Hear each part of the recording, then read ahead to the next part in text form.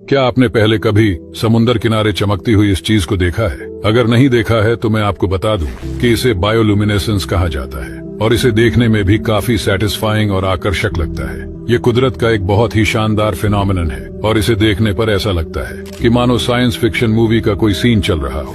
लेकिन इस शानदार फिनोमिनन के पीछे एक लुसिफेरिन नामक केमिकल का हाथ है जो ऑक्सीजन के साथ रिएक्ट करके ऐसे नीले रंग का चमक उत्पन्न करता है। दरअसल ये एक छोटी सी एल्गी है जो थोड़ी सी हिलते ही चमकने लगती है। बायोल्यूमिनेसेंस इंडिया में भी कई स्थानों पर देखी जा सकती है, जैसे कि मेलबर्न बीच, राधानगर बीच और क्रांगशूरी। वैसे क्या आपने पहले कभी ये चीज देखा है?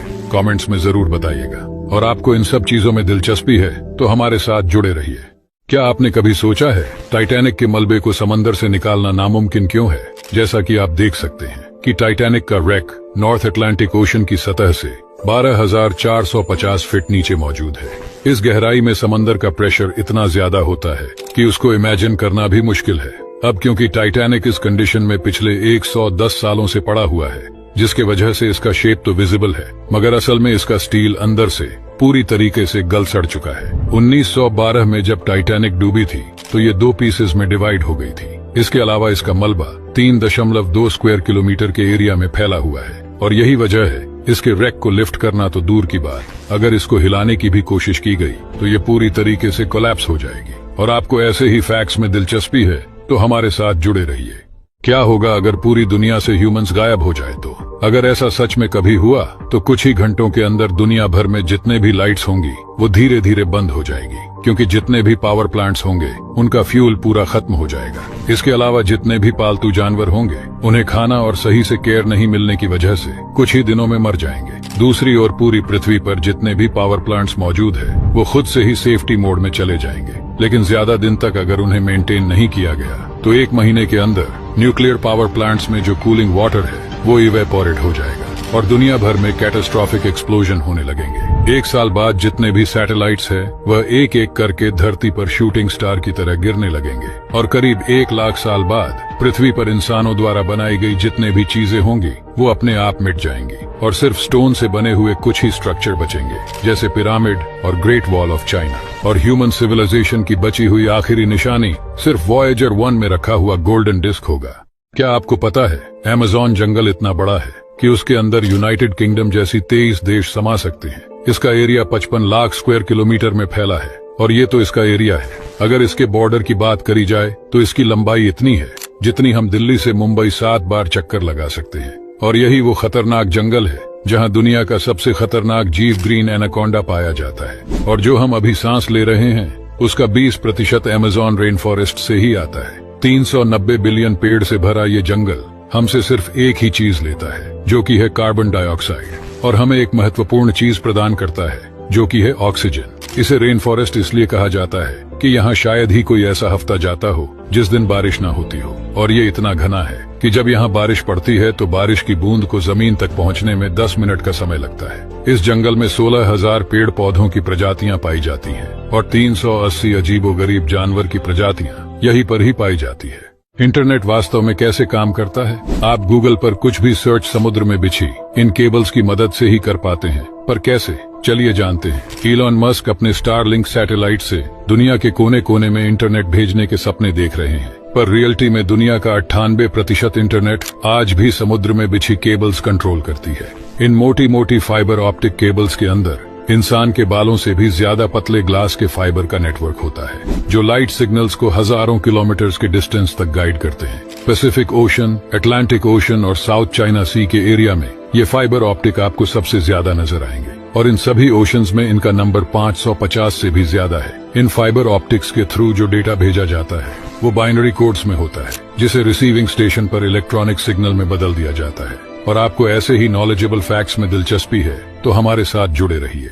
यह है सोडियम मेटल। ये देखने में जितना सॉफ्ट दिखाई देता है असलियत में उतना ही जहरीला भी है।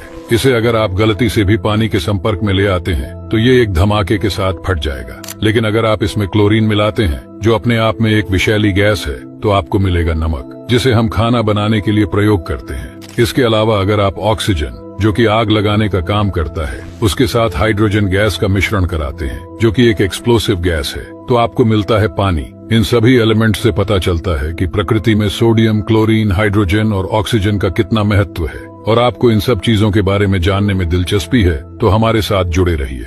ये है एरोजेल। ये दुनिया का सबसे हल्का सॉलिड मटेरियल है जो 99% एयर यानी हवा से बना है। एरोजेल स्टील से भी 150 गुना मजबूत होता है और हवा से भी हल्का होता है। ये इतना हल्का होता है कि इसे वेट मशीन पर रखने पर भी आप इसके वजन का पता नहीं लगा पाओगे। 1 क्यूबिक सेंटीमीटर एरोजेल का वजन सिर्फ 0.001 ग्राम्स होता है। ये मटेरियल समुद्र के खारे पानी को पीने लायक पानी में भी बदल सकता है। एरोजेल 800 डिग्री सेल्सियस जितने गर्म टेम्परेचर को आराम से झेल सकता है, इसलिए इसका इस्तेमाल इसरो और नासा के रॉकेट्स में किया जाता है। ये मटेरियल पूरी तरह से इको फ्रेंडली है, लेकिन एरोजेल बहुत ही महंगा होता है। 1 किलोग्राम एरोजेल का प्राइस लगभग 83,000 तक हो सकता है, लेकिन भविष्य में इसकी मास प्रोडक्शन करके इसकी कीमत कम की जा सकती है। और अगर आपको साइंस में दिलचस्पी है तो हमसे जरूर जुड़े। क्या आपको पता है सऊदी अरब में मौजूद ये बड़ा सा पत्थर बिल्कुल परफेक्ट तरीके से बीच में से कटा हुआ है और इसकी असल वजह आज तक कोई नहीं जान पाया। वैज्ञानिकों को सिर्फ इतना पता चला है कि ये इस कंडीशन में पिछले 4000 सालों से पड़ा हुआ है। ये वही वक्त है जब इजिप्ट के पिरामिड्स बनाए गए थे। कुछ एक्सपर्ट्स का मानना है कि किसी एंशिएंट सिविलाइजेशन ने इसको इस तरह से काटा था, और कुछ लोगों का यह कहना है कि यह करतूत एलियंस ने पिरामिड्स बनाते समय किया था। बाकी एलियंस का तो नहीं पता, मगर वैज्ञानिकों के मुताबिक यह कुदरत का एक फिनोमिनन है जिसकी वजह से यह पत्थर 4000 सालों से एक ही जगह पर खड़ा हुआ है। आज तक इसकी सच्ची कहानी कभी सामने नहीं आ सकी और न जाने हमारी पृथ्वी पर ऐसे कितने सारे रहस्यमयी चीजें छिपे होंगे। और आपको ऐसे ही रहस्यमयी चीजों के बारे में जानने में दिलचस्पी है तो हमारे साथ जुड़े रहिए। जैसे कि आपको तो पता ही होगा, पुराने थर्मोमीटर्स में मर्क्यूरी मौजूद रहता है, जिसके कारण इसे प्लेन में ले जाना मना होता है।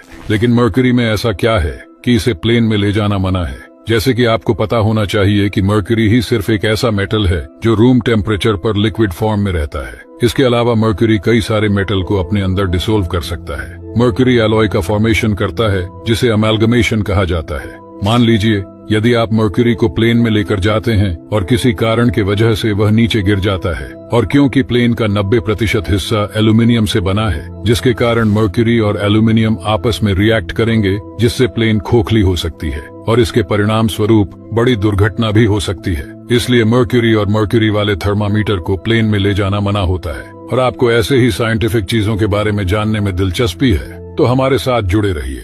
क्या आपको पता है कैलाश पर्वत पर समय तेज चलता है और वहीं गीजा के पिरामिड पे समय धीमी गति से चलता है, और बहामास यानी बर्म्यूडा ट्रायंगल पे तो समय का एक भंवर सा ही बन जाता है। मगर इन जगहों पर ऐसा क्यों होता है? इसके पीछे भी कई सारे साइंटिफिक रीजन है। जैसे कि आपको पता ही होगा, एल्बर्ट आइंस्टाइन के जनरल थ्योरी ऑफ रिलेटिविटी के हिसाब से जब ग्रेविटी ज्यादा होगी तो समय धीमी गति से चलेगी, और जब ग्रेविटी कम होगी तो समय तेज गति से चलेगी। इसे हम टाइम डिलेशन के नाम से जानते हैं। जैसे कि पिरामिड के अति भार के वजह से यहाँ पर ग्रेविटी बढ़ गई, जिससे समय की गति धीमी हो गई, और वही कैलाश पर्वत के काफी ऊंचाई पर होने के कारण ग्रेविटी कम हो गई और समय तेज, जिससे आपकी उम्र यहाँ तेज गति से बढ़ेगी। और यही चीज अगर बर्म्यूडा ट्रायंगल पर देखे तो वहां ज्यादा मैग्नेटिक फील्ड की वजह से काफी ज्यादा हरिकेन्स आते हैं, जिसके कारण ग्रेविटी और साथ ही साथ समय भी फ्लक्चुएट करता है और एक समय का भंवर बन जाता है, जिससे निकल पाना बहुत कठिन है। और ऐसे ही ब्रह्मांड तो दूर, हमारे पृथ्वी पे ही ना जाने कितने सारे रहस्य छिपे हुए हैं। मगर आप हमारे साथ जुड़े रहिए पृथ्वी से लेकर पूरे ब्रह्मांड के सारे रहस्यमयी चीजों के बारे में जानने के लिए। क्या आप लोगों ने बूटस्ट्रैप पैराडॉक्स के बारे में सुना है? यह सुनने में थोड़ा अजीब लग सकता है। चलिए मैं एक्सप्लेन करता हूँ। मान लीजिए एक गाना 2017 में रिलीज हुआ था और आज उस पर करोड़ों में व्यूज है। आपने उस गाने को 2023 में डाउनलोड किया और सेव करके टाइम ट्रैवल के माध्यम से गाने के रिलीज होने से पहले ही 2016 में जाकर अपने दोस्त को दे दिया और उसने वहां गाना यूट्यूब पर अपलोड कर दिया। अब यहाँ पर दो सवाल बनते हैं। पहला ये है कि जब आपके दोस्त ने गाना बनने से पहले ही अपलोड कर दिया तो वो गाना बनाया किसने? क्योंकि आपने तो वह गाना बनाया नहीं और ना ही आपके दोस्त ने। तो फिर वह गाना जिसने बनाया था, जो सिंगर था, उसका क्या हुआ? और दूसरा सवाल ये है कि अगर गाना बना ही नहीं तो आपने उसे डाउनलोड कैसे किया? और यही है बूटस्ट्रैप पैराडॉक्स, दिमाग हिला देने वाली चीज जिसका जवाब किसी के पास नहीं है। और अगर आप लोग ध्यान से नोटिस करेंगे तो आपको पता चलेगा कि यहाँ एक लूप क्रिएट हो गई है जो चलता ही रहेगा। आप लोग तो पिरामिड से वाकिफ होंगे। लेकिन क्या आप लोगों को पता है आज के टाइम में पिरामिड बनाना असंभव है। हमारे पास अभी जो तकनीक है उसके बावजूद भी हमें उन्हें बनाने में संघर्ष करना पड़ेगा। तो हजारों साल पहले उन्होंने ऐसा कैसे किया? कुछ थ्योरीज यह भी है कि पिरामिड बाहर की किसी सभ्यता ने बनाए थे। खैर, इसकी बहुत संभावना हो सकते हैं।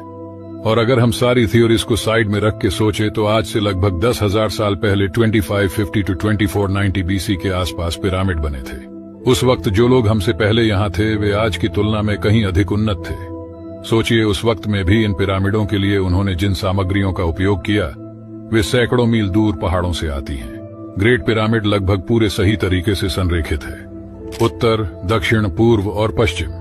गीजा के पिरामिड के निर्देशांक बिल्कुल प्रकाश की गति से मेल खाते हैं। क्या लगता है यह सब कोइंसिडेंस है?